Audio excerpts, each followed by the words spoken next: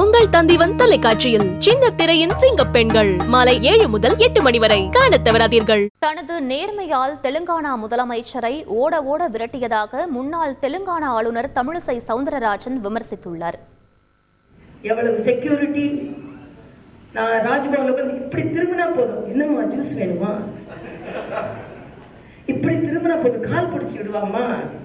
சில பேர் கேட்பாங்க, சரி தேர்தலில் தோத்து போயிட்டீங்க, நீங்க ஒருவேளை கவலைப்படுகிறீர்களா, அதை விட்டு விட்டு வந்தேன் என்று. நான் சொன்னேன், இன்னும் இனிமேல் தான் தீவிரமாக மக்கள் பணியாற்ற வேண்டும் என்று வெறி என்னிடம் வருகிறது என்று சொல்றேன்.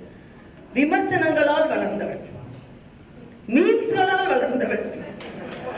இவங்க மக்கள்னு சொல்ல முடியாது, ஊழல் செய்தாலும் சொல்ல முடியாது, நான் ஒரு நேர்மையானவள் என்பதை நெஞ்சு நிமிர்த்தி என்னால் சொல்ல இயலும்.